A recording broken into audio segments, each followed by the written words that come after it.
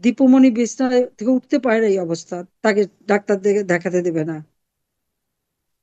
ফারুক খান একই অবস্থা, অসুস্থ। আমাদের মোশাররফ সাহেব, কখনো শুনছি তিনি নাই, কি কখনো শুনছি তিনি বেঁচে আছেন, কখনো বেঁচে নাই, এই অবস্থা। এবং আরো অনেক নেতারা। কোটা বিরোধী আন্দোলন 18 সালে শুরু হয়েছিল, 2018-তে বাতিল করে দিয়েছিলাম। কোটা তো ছিল না। তারপর কোটা আন্দোলন, তখনই বুঝেছিলাম এটা গভীর চক্রান্ত, ক্ষমতায় থাকতে দেবে না। বাংলাদেশ উন্নয়নশীল দেশের মর্যাদা পেয়েছে, সেটা আর হতে দেবে না। এটাই বোধহয় ছিল সব থেকে বড়, মানে তাদের উদ্দেশ্য। এটাই হচ্ছে সব থেকে দুর্ভাগ্য আমাদের। আজকের বাংলাদেশের অবস্থাটা কি? সেই 15ই জুলাই 2024 সাল থেকে সন্ত্রাস, জঙ্গিবাদ, এটা তো কোনো প্রয়োজন ছিল না। ছাত্রদের সব দাবি তো মেনে নিয়েছিলাম। কোটা বাতিল হয়ে গেছিল, হাইকোর্টে একটা রায় হয়েছিল। সঙ্গে সঙ্গে সরকারের পক্ষ থেকে আবেদন করে সেই রায়টা স্থগিত করে দেওয়া হয়। যখন কোটাই নেই, তখন আবার কিসের আন্দোলন? তারপরেও আমাদের 3জন মন্ত্রী কথা বলে ছাত্রদের সাথে, সব দাবি মেনে নেওয়া হয় এবং তাদেরকে তাদের গার্জেনদের হাতে তুলে দেওয়া হয়। কিন্তু যখন তাদের কোটা বিরোধী, মানে কোটা নাই, এরপর শুরু হলো 9 দফা, আবার 9 দফা থেকে 1 দফা। অর্থাৎ এই যে সরকার উৎখাতের যেটা আন্দোলন, সেটাই বুঝতে পেরেছিলাম। কিন্তু সেটা ছিল একটা জঙ্গি রূপ ধারণ করে। যেমন পুলিশ হত্যা করা, পুলিশ ফাঁড়িতে আগুন থেকে শুরু করে আওয়ামী লীগ, সাংবাদিক, সাংস্কৃতিক কর্মী, আইনজীবী, কাউকে তো বাদ দেয়নি। চরম একটা অবস্থার সৃষ্টি করা হয়েছিল একটি মানুষের ক্ষমতার লোভ এবং দেশ বিক্রির মুচলেকা দেওয়া। এই দেশ বিক্রির মুচলেকা দিয়েই কি দেখা গেল? আজকে বাংলাদেশ অবস্থা, বাংলাদেশে কোনো মানবাধিকার নাই। গণতন্ত্র আজকে নির্বাসিত, আমি গণতান্ত্রিক ভাবে জনগণের ভোটে নির্বাচিত সরকার, কিন্তু আমি সেখানে ক্ষমতা থাকতে পারলাম না একটা জঙ্গি সন্ত্রাসীদের দ্বারা। এমন একটা পরিবেশ সৃষ্টি করলো যে সেখানে থাকতে গেলে বহু মানুষের মৃত্যু হবে। যখনই আবু সাইদ, মুগ্ধ সহ 6 জন মারা গেল, সাথে সাথে আমি হাইকোর্টের জজ সাহেবকে অধীনে জুডিশিয়াল এনকোয়ারি কমিশন গঠন করে দিলাম। তারা কাজও শুরু করলেন। কিন্তু সেখানে দেখা যাচ্ছে একের পর এক মানুষ হত্যা হচ্ছে। আর যে বুলেট ব্যবহার হচ্ছে, 7.62, এই বুলেট কোথা থেকে আসছে? কারা এইভাবে হত্যা করছে? এরপরে দেখা গেল মেট্রো রেল থেকে শুরু করে বিটিভি ভবন থেকে শুরু, একটা পর একটা অগ্নি সন্ত্রাস। এই ধ্বংসযজ্ঞ কেন? রাষ্ট্রীয় সম্পদ একে একে ধ্বংস করা শুরু হলো, মানুষের জীবন অতিষ্ঠ হয়ে গেল। ক্ষমতা দখল করলো কে? একজন ফ্যাসিস্ট, জঙ্গি, সুদখোর, ক্ষমতা লোভী। আমাদের সমুদ্র সীমা, পোর্ট এবং দেশ বিক্রির মুচলেখা দিয়ে ক্ষমতায় বসলো খুনি ফ্যাসিস্ট ইউনূস। তার যে দেশ বিরোধী জঙ্গি দোসররা, সেটা তিনি নিজেই বলছেন বিল ক্লিন্টনের ফাউন্ডেশনের মিটিং এ, যে তার মেটিকুলাস ডিজাইনের মাধ্যমে জোরপূর্বক শেখ হাসিনাকে ক্ষমতা থেকে সে সরিয়েছে এবং ক্ষমতায় বসেছে, এবং তার মাস্টার মাইন্ডের সাথে পরিচয় করিয়ে দিল। আর তার ফলাফল, আজকে দেশের মানুষের গণতান্ত্রিক অধিকার নাই, আইনের শাসন নাই, বিচার চাইবার অধিকার নাই, বিচারের নামে হচ্ছে প্রহসন। আজকে সম্পূর্ণভাবে মানবাধিকার প্রতি পদে পদে বিঘ্নিত হচ্ছে। নারী এবং বালিকা ধর্ষিতা হচ্ছে প্রতিনিয়ত, প্রতিদিন প্রতিদিন হত্যাকাণ্ড, প্রতিদিন মানুষ খুন করা হচ্ছে, কেটে লাশ কেটে টুকরো টুকরো করা। সেই অবস্থা হচ্ছে। ধর্মীয় সংখ্যালঘু যারা, তাদের উপর চরম অত্যাচার, নির্যাতন, নিপীড়ন চলছে। আইন শৃঙ্খলা অবস্থার সব থেকে অবনতি ঘটেছে। যে কোনো বাড়ির মধ্যে ঢুকেই লুট করতে পারে। কি আমরা সমন্বয়ক, আমরা ছাত্র, কাজেই সব লুট করার অধিকার আছে, মানুষ খুন করার অধিকার আছে। ঘরের মধ্যে ঢুকে নারীদেরকে বিবস্ত্র করা, তাদের ভিডিও তোলা, তাদেরকে রেপ করা, ধর্ষণ করা, বাপকে বেঁধে রেখে মেয়েকে রেপ করা, স্বামীকে বেঁধে স্ত্রীকে রেপ করা, ভাইকে রেখে বোনকে স্ত্রী রেপ করা, মা মেয়ে একসাথে রেপ করা। কি চলছে বাংলাদেশে এখন? ডক্টর ইউনূস ক্ষমতা আসার পরে বাংলাদেশকে কি দিচ্ছে? মানুষের একেবারে কি মব মব জাস্টিস। এখন তো মব সন্ত্রাস। মব, এটা জনগণ তো করছে না, এটা কয়েকজন জঙ্গি। কারণ সব জঙ্গিদের ওই 5 তারিখে সবাইকে ছেড়ে দেওয়া হয়েছে। ইউনূস ক্ষমতায় বসার জন্য এই চক্রান্ত দীর্ঘদিনের। 2007 সালে দল করতে গিয়েছিল, ব্যর্থ হয়েছিল, তবে থেমে যায়নি। এই চক্রান্ত করেই এতকাল পরে সে সুযোগ পেয়েছে।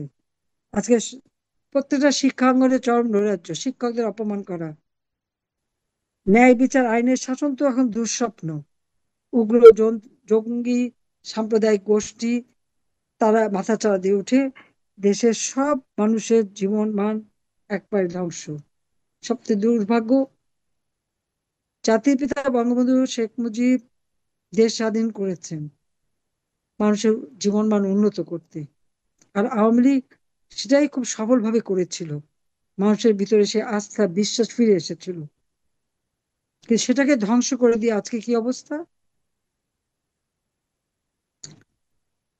বঙ্গবন্ধুর নাম মুছে ফেলা, ইতিহাস বিকৃত করা। রিসেট বটমে নাকি টিপ দিয়েছে, তাতে হয়েছে কি? জঙ্গি রাষ্ট্র, সন্ত্রাসীদের অভয়ারণ্য, তারাই দেশ চালাচ্ছে। ইউনূসের মেটিকুলাস ডিজাইন, জুম মিটিং করে সে সপ্তাহে একদিন নির্দেশ দিয়ে দেয়, আর সেই মতো তার এজেন্টরা কাজ করে।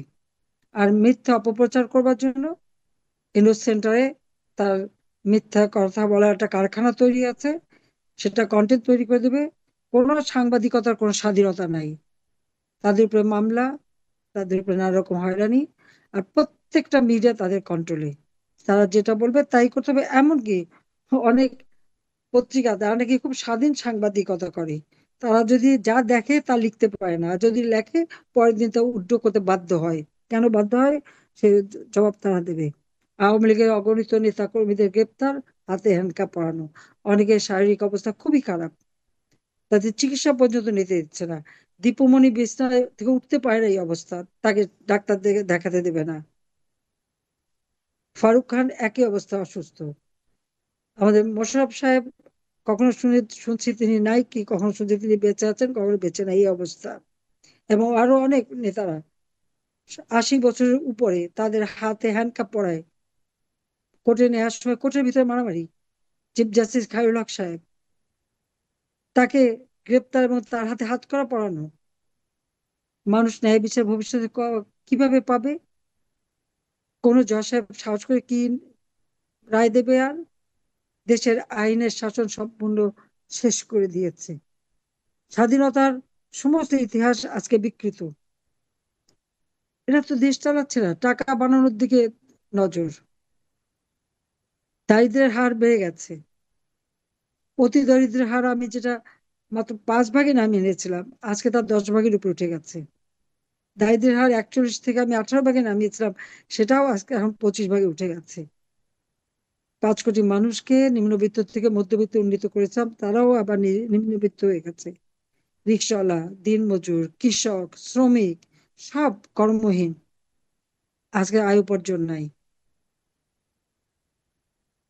ইন্ডাস্ট্রি জ্বালিয়ে দেওয়া হয়েছে অথবা বন্ধ করে দেওয়া হচ্ছে, কেন? আওয়ামী লীগের সেই জন্য।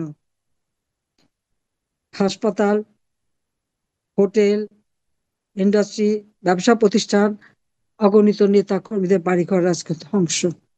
বাংলাদেশ একটা ধ্বংসের দেশ হয়ে গেছে। যে বাংলাদেশকে দিন রাত কষ্ট করে উন্নত করেছিলাম, সেই বাংলাদেশ আজকে সম্পূর্ণভাবে ক্ষতিগ্রস্ত। আগে একটা কাজ করতাম, যখন খুব সুন্দরভাবে গড়ে উঠতো, খালি মনে হতো আমার আব্বা যদি দেখে যেতে পারতেন তার বাংলাদেশটাকে আমি কত সুন্দরভাবে গড়ে তুলেছি। আজকে আর কোনো মানুষ খাদ্যের জন্য হাহাকার করে না, বাংলাদেশে কোনো দুর্ভিক্ষ হয় না, মানুষের এখন আর ছেঁড়া কাপড় না, মানুষ ভালো কাপড় চোপড় পরতে পারে। প্রত্যেকটা গ্রামে প্রত্যেকটা ঘরে বাতি জ্বালার ব্যবস্থা করে দিয়ে আলো জ্বেলে দিয়েছি, প্রত্যেক ঘরে বিদ্যুৎ দিয়েছি, প্রত্যেকটা মানুষ যেন সুন্দরভাবে পাচ্ছে, গ্রাম পর্যায়ে পর্যন্ত উন্নতি করেছি, রাস্তাঘাট যোগাযোগ ব্যবস্থা করেছি। যদি একবার দেখাতে পারতাম। কিন্তু এখন, এখন বাংলাদেশ ধ্বংসস্তূপ, সব জায়গায় পোড়া, জ্বালাও, ভাঙা, শেষ। কেন দেশটাকে এভাবে ধ্বংস করলো বলতে পারেন? কি কারণে? অপরাধী হয়ে গেলাম আমরা? কি অপরাধ করলাম? আমাদের দুর্নীতি, আমি রেহা না, আমাদের ছেলে মেয়ের দুর্নীতি। 2001-এ বিএনপি এসে খোঁজ করেছে। এরপর ইউনূস যখন তার 10 বছর বেআইনি ভাবে এমডি পদে থেকে তার পদ হারালো, আমাদের পদ্মা সেতুর টাকা বন্ধ করে দিল, নিজের অর্থে পদ্মা সেতু তৈরি করলাম। জাতির পিতা বলেছিলেন না কেউ দাবায় রাখতে পারবে না, দাবায় রাখতে পারেনি। কিন্তু সেটাই কাল হয়ে গেল।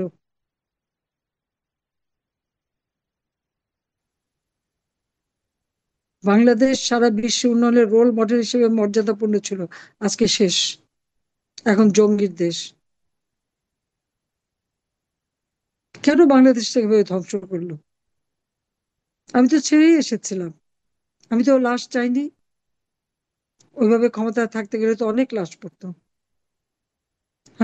যে মানুষের জীবন উন্নতি করেছে সেই মানুষের জীবন নিয়ে তো আসবে না। তারপর সব মিথ্যা মামলা আমাদের উপরে। যে আইনে যুদ্ধ বিরোধীদের বিচার করেছি, আজকে সেই কোর্টে আমাদের বিচার করে যুদ্ধ বিরোধীদের যারা ডিফেন্সে ছিল তারাই এখন চিফ প্রসিকিউটর, তারা চেয়ারম্যান। তারা হয়তো জানাই কথা, সেটা নিয়ে আমার কোনো চিন্তা নেই। কিন্তু আমার দেশের মানুষ আজকে ভালো নেই। আমাদের প্রত্যেকে এখন ঐক্যবদ্ধ হতে হবে, জাতির পিতার স্বপ্নে বাংলাদেশ গড়ে তোলার প্রতিজ্ঞা নিতে হবে। তাই আসুন, স্বাধীনতার সপক্ষ শক্তি, ইতিহাসের বিকৃতির হাত থেকে দেশকে রক্ষা করে আমরা মুক্তিযুদ্ধে বিজয়ী জাতি, সেই বিজয়ের চেতনাকে বাংলাদেশে গড়ে তুলতে হবে। মানুষের মাঝে সে আত্মবিশ্বাস ফিরিয়ে আনতে হবে, গণতান্ত্রিক অধিকার নিশ্চিত করতে হবে, মানুষের ভোটের অধিকার নিশ্চিত করতে হবে, যেটা আমরা করেছিলাম। ছবি সহ ভোটের তালিকা, ট্রান্সপারেন্ট ব্যালট বাক্স থেকে শুরু করে সব করে দিয়েছিলাম। আমাদের প্রত্যেক নির্বাচনে প্রশ্ন তোলে, কিন্তু একটা অনিয়ম দেখাতে পারে না। এর আগের নির্বাচনগুলি দেখলে তো হিসাব করলেই বোঝা যাবে কি অবস্থা। জনগণ আমাদেরকে স্বতঃস্ফূর্তভাবে ভোট দেয়, কাজে মানুষের গণতান্ত্রিক অধিকার ফিরিয়ে আনতে হবে।